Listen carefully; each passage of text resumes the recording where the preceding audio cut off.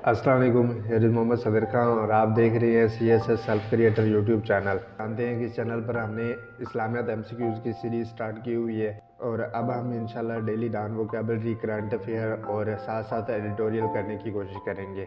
और इसके साथ साथ रिलेटेड टू सब्जेक्ट है जो कि हमारे international relation, international law, gender study, public administration और पंजाबी, इसके भी प्रॉपर सिलेबस के हवाले से इंशाल्लाह हम तमाम कोर्सेज स्टार्ट करेंगे और with the passage of time इंशाल्लाह आपकी तमाम रिक्वायरमेंट्स पूरी हो जाएंगी।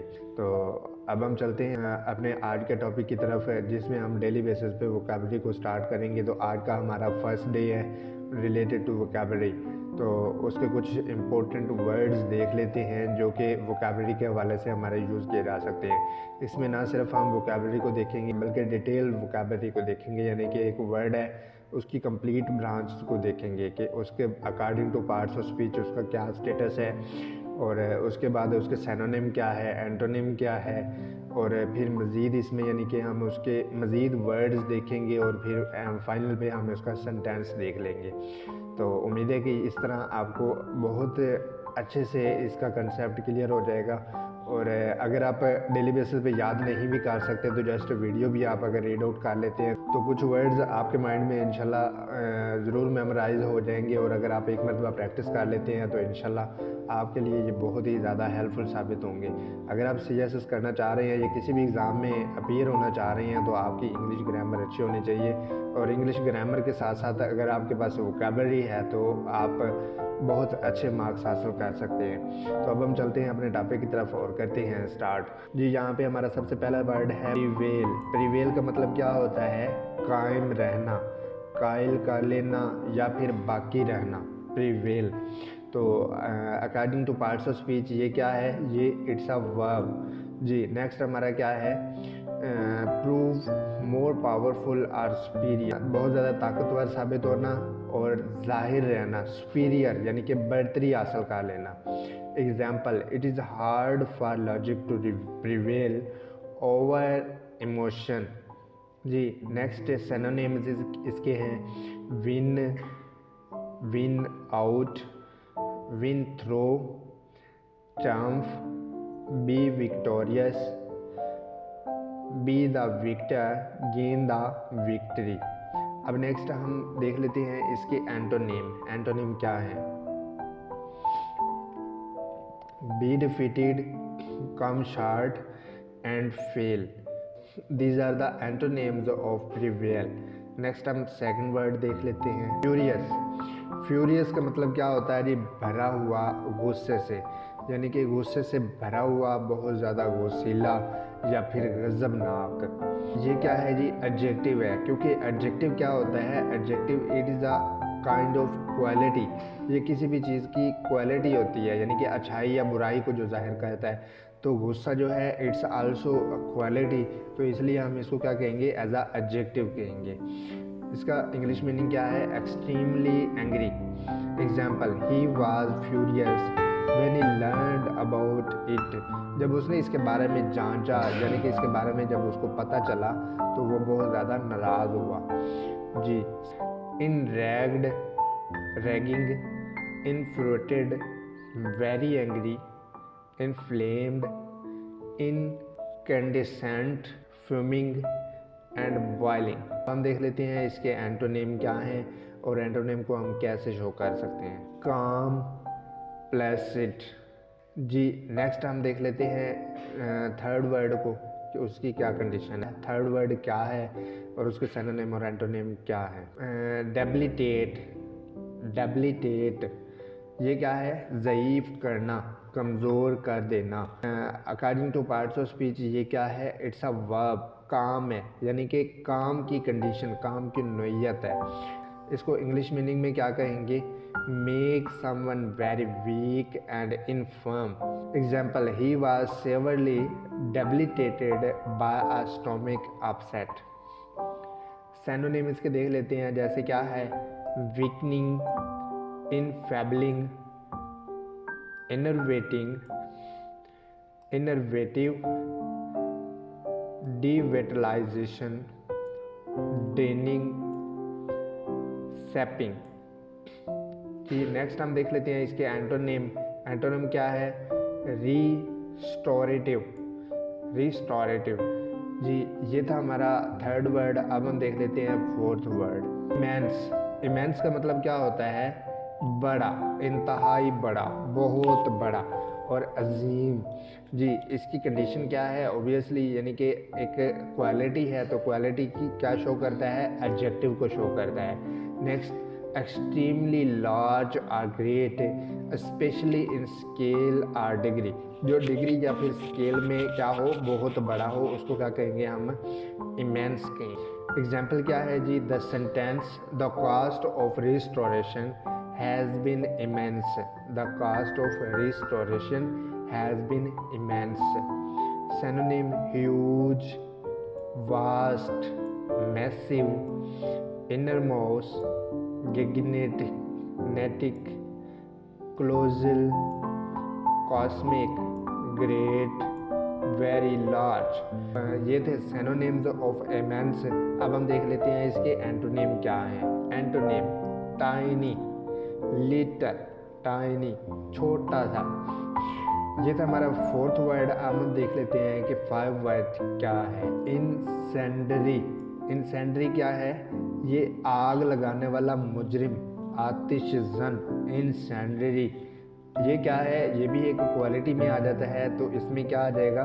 एज अ एडजेक्टिव आ जाएगा। इसका इंग्लिश मीनिंग क्या होगा? Of a device or attack design to cause fire. यानी कि वो तरीका, वो यानी कि डिज़ाइन किया हुआ प्रोसेस है जिससे आग लग जाए, वो क्या कहलाता है? एज अ इंसेंडरी कहलाता है। और इसको हम क्या कहेंगे? एज अ एडजेक्टिव में रिप्रेजेंट करेंगे। इंसेंडरी बम्प्स। बम्प्स यानी कि आग लगा देने वाले बम। सिनोनिम इसकी क्या होंगे? Combustible, flammable, inflammable, fire producing and fire raising. These are the examples of synonyms of incendiary. अब हम देख लेते हैं इसके एंटोनिम क्या है। कॉन्सिलेटरी। जी कॉन्सिलेटरी। कॉन्सिलेटरी का मतलब क्या होता है? आग बुझाने वाला। नेक्स्ट हमारा सिक्स वर्ड है कॉन्फ्लिग्रेशन। इसमें क्या है? तपिश, बेकाबू आग, आतिशज़दगी। अब इसमें क्या होगा? इट्स अ नाउन, यानी कि आग की बात कर रहा है। It's a name of anything, person और place is called a noun. तो ये हमारा जो है आग, तपिश है, तपिश है, गर्मी है, आतिशज़दगी है, तो इसको हम क्या कहेंगे? It's a noun. An extensive fire which destroys a great deal of land और प्रॉपर्टी। यानी कि इसमें क्या आ जाता है हमारा कि वो आग जो क्या कर दे? डिस्ट्रॉय कर दे a great deal of land, ज़मीन की बहुत ज़्यादा मिकदार को गर्म कर दे, या फिर क्या कर दे? प्रॉपर्टी को जला दे, तो वो क्या कहलाएगा? हमारा एज अ कॉन्फ्लिग्रेशन कहलाएगा। एग्जाम्पल क्या है? Tender dry conditions sparked fears of a conflagration in many drought devastated communities. Synonym क्या है जी? Fire, blaze, flames, inferno, firestorm, holocaust. Antonym अब हम देख लेते हैं इसके। Demilitarisation, demobilization, disarmament। जी इसका सेवंथ वर्ड है अनइनविएबल। अनइनविएबल जी इसमें क्या है? नागवार, नाकाबिले रशक। इसका क्या होगा? Kind adjective. It's a kind of adjective. Parts of speech के मुताबिक ये एडजेक्टिव कहलाता है, ये क्वालिटी है। अनइनविएबल, काबिले रश्क, नाकाबिले रश्क। डिफ़िकल्ट, अनडिज़ायरेबल और अनप्लेजेंट या फिर नाखुशगवार। एग्जाम्पल इसकी क्या होगी? An unenviable reputation for drunkenness. Synonym इसमें क्या आ जाते हैं? Disagreeable, unpleasant, undesirable, difficult, nasty, horrible, painful and thankless. अब इसके एंटोनिम इसका क्या होगा? Enviable, desirable. नेक्स्ट हमारा वर्ड है एट, डिस्क्रिमिनेटरी। डिस्क्रिमिनेटरी का क्या मतलब होता है? सलूक, यानी कि फर्क रख देना। डिस्क्रिमिनेशन एज अ फर्क में बात आ जाती है। सलूक करना, क्या सलूक किया, क्या फर्क किया, इसको क्या एडजेक्टिव में आ जाएगा? ये क्वालिटी को शो कर रहा है जी। Making or showing an unfair, unfair यानी कि फेयर ना करना, अनफेयर करना, ज़्यादती कर देना, इसको हम कॉमनली ये भी बात कर सकते हैं। आर प्रीजुडिशियल डिस्टेंशन, प्रीजुडिशियल दूसरी सही बात कर दी, एक हक की बात कर दी, लेकिन प्रीजुडिशरी ज़्यादती कर दी, गलत सलूक किया, नाइंसाफ़ी कर डाली। Distension between different categories of people or things, especially on the grounds of race and age। Race और एज यानी कि ज़ात और उम्र का तकाजा के हवाले से उसमें फ़र्क डालना। Example, discriminatory employment practices. Synonym, prejudicial, biased, prejudicial, preferential, unfair, unjust, invidious, inequitable।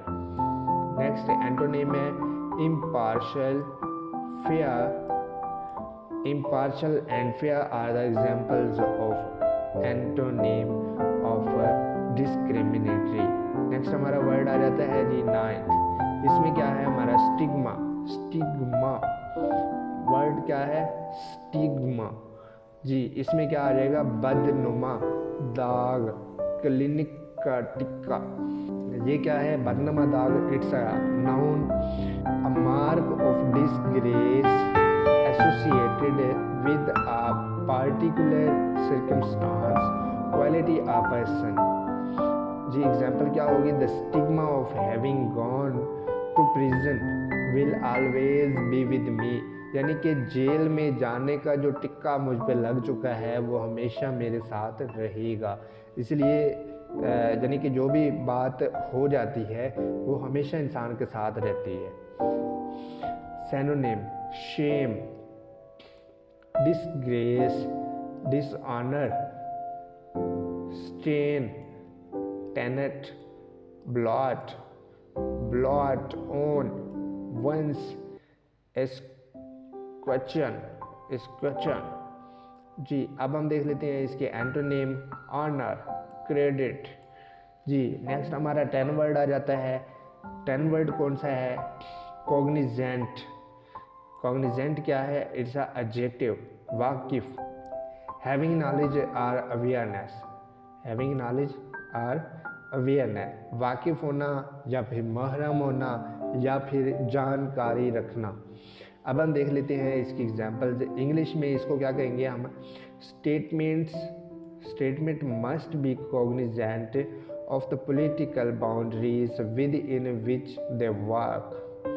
Synonyms इसमें क्या आ जाते हैं? Aware, conscious, apprised, abreast, sensible, of to, alive to and sensitive to. अब हम देख लेते हैं इसके antonym, ignorant, indifferent and senseless are the antonyms of cognizant. Cognizant वैसे देखने में बहुत ही मुश्किल वर्ड लग रहा है, लेकिन जब हम इसकी जानकारी में जाते हैं, इसके सिनोनिम में जाते हैं, इसके एंटोनिम में जाते हैं, तो ये बहुत ही जाना पहचाना सा वर्ड लग रहा होता है। तो इस तरह आप इसकी अगर स्ट्रक्चर के मुताबिक अगर वोकैबुलरी को आप देखेंगे और उसको डेली बेसिस पे आप 2 to 3 टाइम भी रिपीट कर लेते हैं, इंशाल्लाह डेली बेसिस पे आपको प्रोवाइड कर दी जाएगी। और आप वीडियो देखने के बाद आप इसको साथ साथ अगर राइट भी कर लेते हैं तो ये आपके लिए काफ़ी ज़्यादा हेल्पफुल रहेगी। और इंशाल्लाह डे बाय डे ये जो वोकैबुलरी होगी ये इंशाल्लाह आपको विद लिंक मैं आपको प्रोवाइड कर दूंगा, ताकि आप अगर ये वोकैबुलरी हासिल भी करना चाहें और अपने टाइम को आप सेव करना चाहें तो वो भी आप कर सकते हैं। और ये जो काम है ये फ्री ऑफ कास्ट, आपकी दुआओं का मैं तलबगार हूँ। तो आप दुआ करें और मेहनत करें, अल्लाह ताला कामयाब करें हम सबको। तो इंशाल्लाह मिलते हैं नेक्स्ट वीडियो में जी। तो उम्मीद है ये वीडियो आपके लिए काफ़ी हेल्पफुल रहेगी। और अभी तक अगर आपने मेरा चैनल सब्सक्राइब नहीं किया तो चैनल सब्सक्राइब कर लें, लाइक करें, शेयर करें ताकि मैक्सिमम लोगों को फ़ायदा हो सके। और बेल आइकन के नोटिफिकेशन को मस्ट प्रेस कर लें ताकि नई आने वाली वीडियो का नोटिफिकेशन आपको मिल सके और आपकी इन्फॉर्मेशन में इजाफा हो सके।